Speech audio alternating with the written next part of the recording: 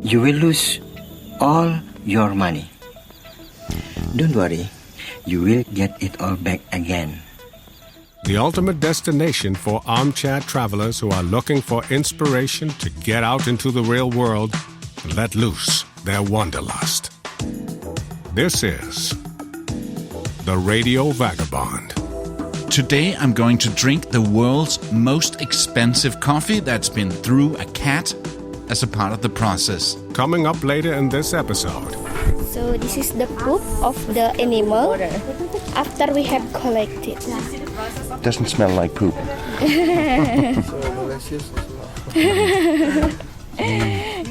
They only just swallow the bean. And they do it because they like it? No, they do it because it's their job. Oh, yeah. Because of that jar. Yeah. I get money from that. Yeah, exactly. And if you don't eat it, you won't get any food. No. Will I like the famous luwak coffee that's been pooped by an Asian cat before turned into a cup of hot joe? Stay right here. I always try to learn a few words and phrases when I go to a new place. So now it's time for the Radio Vagabond Language School. Today, Balinese. Hello, SUASTIASTU. Hello, SUASTIASTU. Good morning, Rahajeng semeng. Good morning, Rahajeng semeng. My name is Palle. Wastan tiang Palle. My name is Palle. Wastan tiang Palle. Thank you, Suksuma. Thank you, Suksuma.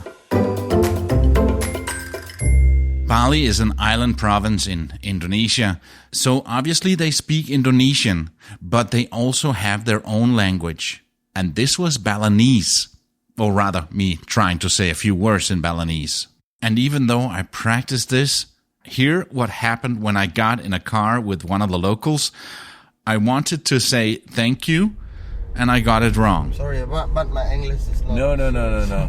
It's better than my Balinese. Oh. All I can say is Suksuma. No, Suksuma. See, I couldn't even see that. Just only one. Suksuma. Suksuma. Practice. That will be if you...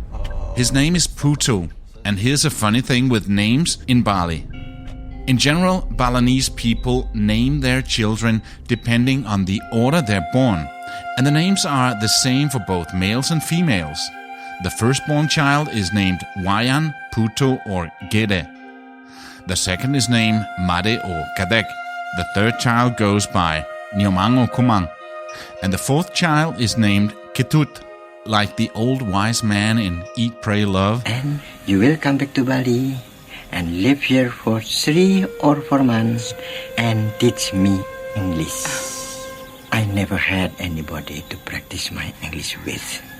And then I will teach you everything I know. And Ketut, by the way, translates to little banana. So what do they call their fifth child, you may ask? Well, they simply start over and name him or her Wayan, Putu, or Gede. But we're in a car with the firstborn. Together with a few friends, we asked Putu to take us around to some interesting places in Bali. So Putu, can you tell me what you have planned for us today? So first we will go to the coffee plantation. They make about 9 different coffee, and then they have a special item. The name is coffee luwak. Coffee luwak is an animal, you know. The animal will be it. It's like a kind of a cat? Yes, like a black cat. So the animal will be eat the coffee, and then they will poop. That is the process from the coffee. In case you didn't get that, coffee luwak or kopi luwak is the world's most expensive coffee made from partially digested coffee cherries. They've been eaten and then defecated by a shy, cat-like creature called the Asian palm civet. In other, more direct words, This civic cat eats the coffee cherries and poops them out.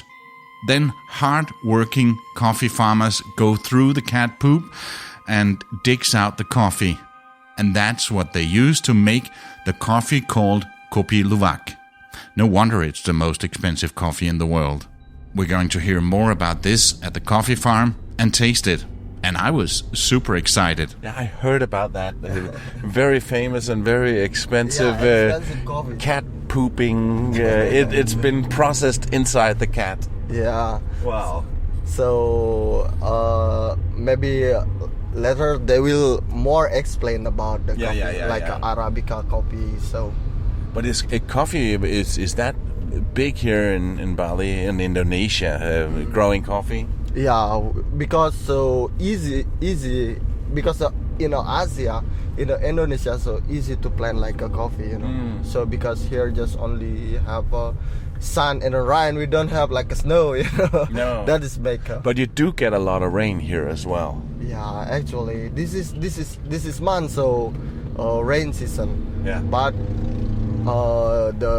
but not every day the rain. No, we had some rain tomorrow, yesterday, and also I think tomorrow and the coming days is gonna rain. But today is gonna be nice and sunny. Yeah, but normally here, yesterday, 2 days ago, the rain start from the 2 o'clock, 2 p.m. So quick, cloudy, and then so rain, Yeah. Mm-mm. Yeah. By the way, welcome to Bali and a trip around the island with the local Putu. My name is Palle Wastan, tiang, Palle, and this is the Radio Vagabond Travel Podcast, episode 212. Before we get to the coffee plantation, let's have 7 interesting facts about where we are.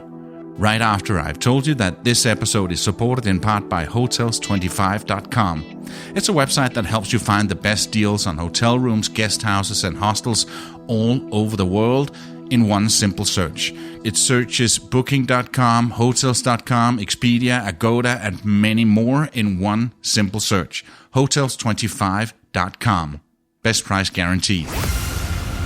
And now, facts about where we are. Bali is a well-known, beautiful island in Indonesia, in Southeast Asia. The capital and the largest city is Denpasar, where you also find the international airport. But most known for tourists are probably Ubud in the center of the island and the beach town Canggu on the western part of the island. Both are hotspots for digital nomads like me. Bali is the only Hindu majority province in the Muslim majority Indonesia. 86.9% of the population are swearing to the Balinese Hinduism. Bali is a small island. It's 95 miles, 153 kilometers from east to west, and only 69 miles, 112 kilometers from north to south, and has a population of 4.3 million. Pre-COVID, they had almost 6.3 million tourists stop by every year. Tourism is the beating heart of their economy. Around 80% of the island's economy depends on tourism. So you can imagine that it's been a tough couple of years for Bali during COVID. The 6.3 million visitors in 2019 dropped to less than 1.1 million in 2020. Unlike almost everywhere else in the world, in Bali there are no big parties on New Year's Eve. The day is called Nyepi, and it's the day of silence and meditation. The whole island shuts down, and no work, traveling, or even noise is allowed. When I heard about this, I thought, what? That can't be right. That's not what I experienced, as I sort of remembered a big New Year's Eve party when I was there. And then I found out that that's because Nyepi is not celebrated on December 31st, but most years in March. In the first few months, Balinese babies are thought to be connected to the spirits, and to stay connected, they should not touch the ground. When they're about 3 months, when the infant finally touches the ground, its family holds a big celebration to mark the occasion. And finally, the weather. It's moderate throughout the year, and Bali has only 2 seasons. The dry season from April to October, and the wet season from October to April. And that was Facts About Where We Are. Let's get back in the car with Putu. He picked us up in Canggu, and on the way to the coffee farm, we passed through the cultural center of the island, Ubud. And we're here in Ubud, and right now we're passing this big statue. What is that? Is that some kind of Hindu symbol? Yeah, this is like the name is Arjuna statue. What's it called? Arjuna statue. Arjuna. We call it Arjuna statue. Yeah. So it's like a very big man, like a warrior, and there's an elephant in front, and it's in a roundabout, and it's really beautiful. Yeah, this is like a Hindu story. They like our god in Bali, you know. He have like 4 brother again. They the name is Pandawa, Pancha Pandawa. That is like our god in Bali, you know. But it's kind of funny with the religion in Indonesia. By far, mostly Muslim, but here in Bali it's different. Yeah, so we are in Bali is more Hindu, but now it's and some Buddhist, right? Yeah, Buddhist. So we have we in Bali so stay with many religion, you know. Yeah, Muslim, Christian, so Buddhist, like a Chinese too, you know. But not only Hindu. No. But like in Ubud, but more still Hindu, you know. Yeah, in Ubud, like more in culture. And live in peace side by side. There are never any conflicts between the different religions. Never. No. Never. It's all about respect for what each other believe in, and obviously. Like people here, like tolerance, you know that? Like they keep never like do conflict. All is like a kind, friendly, like that. That is make all is calm, you know? Yeah.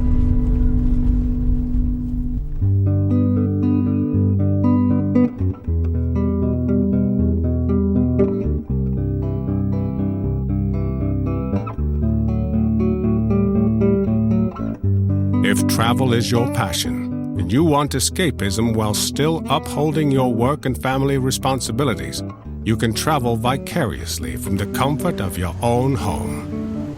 This is the Radio Vagabond podcast. Here in Ubud, just a little bit south of the center, there's a forest called the Monkey Forest, and it has the name because of all the monkeys that are roaming around, and I'm right outside now, and I see so many monkeys in there, and they're fighting for scraps, and even outside here there are so many monkeys, and a lot of signs in the guidebook say that be careful not to carry anything in your hands, because they are quite cheeky, and they just jump up and grab whatever's in your hand. Like this microphone I have in my hand, so I'm going to put it away now. I don't want them to take over this podcast. So but it's really like walking in the jungle, and we're on a path here, and very green on both sides, and then we're on a path where a lot of scooters can drive as well. Here's a sign saying, "Do not stop, park along the path. Monkeys crossing, take care of your stuff." Back in the car, we're talking about the funny things with names again, and Putu decides to tell a joke. And since, as he said, his English isn't perfect, you might want to lean in and listen carefully. Let me set it up. 4 people get on a plane. One is from Paris, where they have a lot of perfume. One is from Denmark, where they, according to Putu, have a lot of chocolate. And then there are 2 people from Bali. Okay, Putu, take it away. Here, this is one flight. they have like 4 people. 1 people from the Paris. Yeah, 1 people from Denmark, and then 2 people from Bali. And then on the flight, so the people from the Paris, they bring about the perfume, you know. And then they throw the perfume. Yeah. And then they said, it's okay. On my country, so many perfume. Yeah. And then, Doesn't matter. Yeah. Like you say from Denmark have a chocolate. Yeah. For people from Denmark, they throw about the chocolate. It's okay. In my country, so many chocolate. They said like that. Yeah. In the people from Bali, they with the 2 people, right? Yeah. The name is Putu and Cadet. Yeah.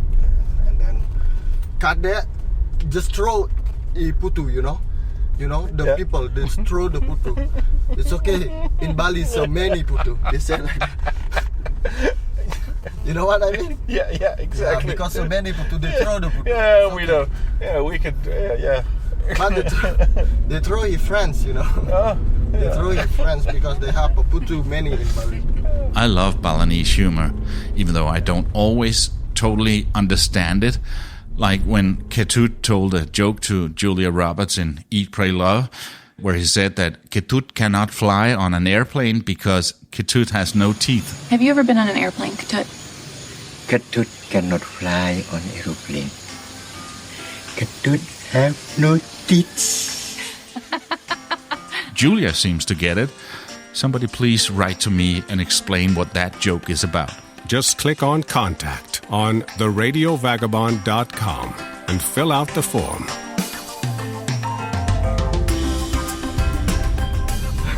Yeah, so many names like Putu, so really many. So I guess in school when you say Putu, are you here? And then 5 kids would stand up. No, that is so different. We have like my own is Putu Riki. Okay. I am is a Putu Riki. So like on the school, maybe will be called Riki. Yeah, because like in Bali, but if for another country, maybe they will call Putu. No, but because in Bali, so all already now, so Putu, that is like a symbolic like that, you know. Interesting. We arrive to the coffee farm where the girl, that's probably called Putu or Katek or something like that, but goes by the name of Monica, tells us more about how the Luwak coffee is made with a little help from the civet cat that eats the fresh coffee cherries and poops them out. They can eat any kind of coffee as long as the quality of coffee is good. Yeah. Yeah. And it's obviously coffee before it's roasted, so it's fresh coffee beans. Yeah, fresh. Yeah, and the bean goes through to the animal digestion. The bean doesn't get digested.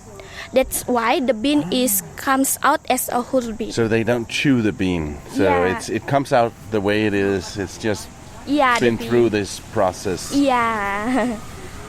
They just swallow the bean, not they bite. As she's talking about the process, I can't help wondering how in the world they thought of taking coffee berries out of cat poop and using it to make coffee. I know that when I want my coffee in the morning, I really want my coffee in the morning. But there are limits. Who came up with the idea?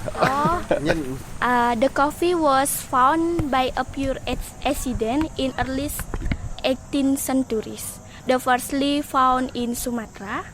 The farmers realized a lot of coffee was disappeared from the coffee tree. And then the farmers found out an animal was eaten their coffee. Yeah, and the poop is determined to collect to make their coffee with. And then the farmers found the unique taste than the coffee normally have. So it was actually an accident that went into. Oh, this is actually pretty good. This is really good. Yeah, and that's why the Luwak coffee is more expensive. Yeah. Very expensive. Yeah. The part of the coffee plantation that's open to the public has a cage with a few of the civet cats, a beautiful cafe area with a stunning view, and a few coffee plants. Two kind of color. Yeah, the green and the red. But at the same time, they will turn yellow when it's red. Okay, yeah. So I guess this is also mostly for show, these plants. You have big fields outside? Yeah, outside we have. Yeah. Is it harvested by hand? Yeah. We by hand we use like a basket. Yes. Yeah, to collect. Yeah. Proses. When is the harvest? Proses panennya benar. Oh, 2 kali. Iya. 1 tahun? Dalam 1 tahun 2 kali. 2 times for years. Twice a year. Okay. Yeah, Okay. twice. 6 months. Around 6 months. Yeah. Yeah, around 6 months. Yeah. But the coffee, this coffee not have the season. No. Yeah, no have the season. Okay. So when the harvest, that's the busy time. Yeah, the best. It's still manual. Yeah. When we don't have the machine. Yes. Yeah. So this is the poop of the animal after we have collected. Doesn't smell like poop. So delicious as well. They only just swallow the bean. And they do it because they like it? Oh, they do it because it's their job. Oh, yeah. Because of that job. Yeah. Yeah. They get money from that. Yeah, exactly. And if you don't eat it, you won't get any food. No. No, because the animal, they like the coffee like bean it. because the sweet thing from the coffee bean is really good. You can try that. You just pick up from the tree one, and then that you take it the ready one, and then you eat the outside from the skin of the coffee bean. Exactly. Oh, that's so good. Because the coffee bean, they have a 3 skin, so the animal just only eat the outside of the coffee. It's like when we eat an olive. Yes, like you eat olive. That's right. Yeah. Try today. Yeah, you too. That is not. It looks like peanuts. You want to eat the poop? This is still dirty. Yeah, the first we wash with hot water 3 times until it get clean totally. Yeah. And then we dry under the sun around 1 week. Yeah, and then we open the skin like this. Yeah. Oh, This is wow. the second skin, and this one the inside the soft skin.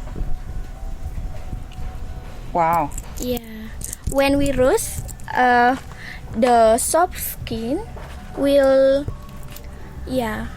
open. Yeah. Yeah, by self.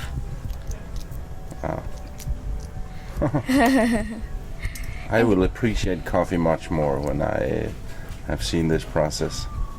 And after that we roast, and it takes about 45 minutes to 1 hour for 1 kilogram of coffee bean. Please. Yes, it's not done. And then it's almost time to taste the luwak coffee. That's in a minute when the program continues. Stay with us. This is the Radio Vagabond podcast. If you like this podcast, I'm sure that you will love a podcast called Far From Home.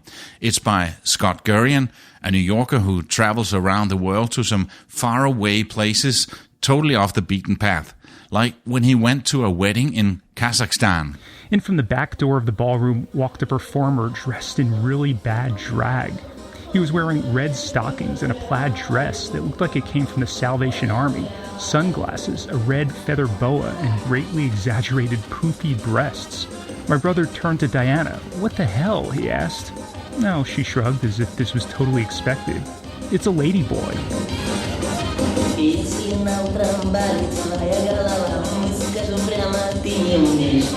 It seemed a bit trashy, but mostly just ridiculous, so the four of us didn't quite know what to make of it. But as he jumped up and down and flapped his arms like a chicken, the audience seemed to love it.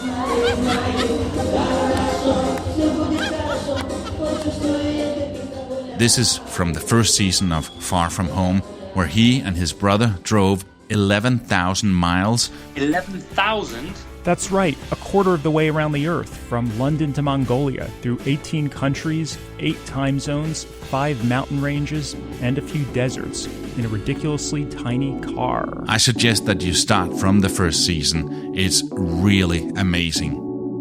Again, it's called Far From Home. Travel is possible at any age. Your sense of adventure is just over the horizon. So, reach out. Grab it. This is the Radio Vagabond. Gotta keep moving. Back at the coffee plantation, we get served 9 small cups of coffee, and one of them is the very special and super expensive luwak coffee. Is it as good as the price tag indicates? For the luwak coffee without sugar. Yeah. Thank you. Thank you. Thank you. Here I am with the luwak coffee that's actually been inside a cat. They've eaten the coffee beans and then they pooped it out, and then they took the poop and made this coffee. So I tried the coffee, and it was good. It's really, really good. It's really good. Next up is a Hindu Balinese water temple called Tirthampul Temple. In Balinese, Pura Tirthampul. Tirthampul means holy spring in Balinese, and the temple compound consists of a bathing structure famous for its holy spring water. The temple pound has a spring which gives out fresh water, which Balinese Hindu consider to be holy, so they go here for ritual purification. So we're here at Pura Tirthampul Temple, and right here is a lot of people are going into the water, and I guess that this is kind of a holy ritual. Yeah, so this is like holy water. The function is for the healing. So like here have like 14 different water. We need to choose one and then follow about the water, and then every water so have like a different function. So every water so have different function. So like one is for the heart and one is for the legs, for the skin or skin. something, like that. And then if we go into the water, so first we need like take some like bhakti first. That is you praying for what you will do here for like good, and then like you wanna like healing your body, blessing your body, so that will be great like that. So and I see that a lot of people are giving gifts to the gods when they get to the water, and they put these small baskets that we also see all over the place on the streets. Oh yes, that is the name of chanang, like the flower with the leaves. We make it from the leaves, and then we put the flower. That is like the. If we go to the like into the water, if we take the water, we need to bring the some like the some flower, the some chanang like that. Before we go to the water, we need like a bhakti in front the water, and then what do you feel like that, and then what do you want? So that will be great. And then if already finished, you choose to the water like that. And I'm limping. I have a bad ankle, so maybe I should go in and see if my ankle could get fixed. Yeah, that is good. But it's, because today is Sunday, because there are a lot of people. But if a special day in Bali, a lot of them. Oh. Yeah, because this is so popular. So every single human from around to Bali to take a blessing here. There are so many people lined up to go into this holy water. For most of the time, Tirthampul is believed as a source of clean water for the ritual bathing. But according to a report from 2017, authorities were investigating reports of water pollution and health risk at the Tirthampul temple. So if you go in, try not to drink any of the water. So Putu, you have to do all 13 or So we need to follow one and then next until that one. Yeah. And 11. and it's wrong just to choose a few. You have to do them all. We need just one by one. Until 10, so we need stop, and then we need next to 14. If you want to hear more from Bali right now, go back and listen to episode 184, where I spent a few days at an amazing place called 5 Elements Resort. As I'm standing here chatting with the passionate chef at 5 Elements, John interrupts us to introduce me to another chef. Hi, Brad. And Brad is I still think, one of Australia's great chefs. And Brad... well, sometimes. Having worked with Brad for many, many years. So you're just here to visit, not here to cook? No, definitely not to cook. But no, I teach at Le Cordon Bleu now, and so we had a very busy year. So I'm looking forward to a little bit of a break. And when I heard John was up here, I had to come up, and I just had chef's amazing plant-based lunch. Can I say this on? No, it was amazing. It was sorry. But the massage and the body scrub, and then I became a human herbal infusion. I'm feeling $1 million now. Yeah, but you look great. Thank you very much. You're very kind of you. I cannot tell that you're 75. Oh, thank you very much. This episode is supported in part by Hotels25.com. It's a website that gets you the best deals on hotel rooms all around the world in one simple search. Hotels25.com. Please try it out. You won't be disappointed. My name is Palle Thank, and I gotta keep moving. See ya. Produced by RadioGuru.co.uk.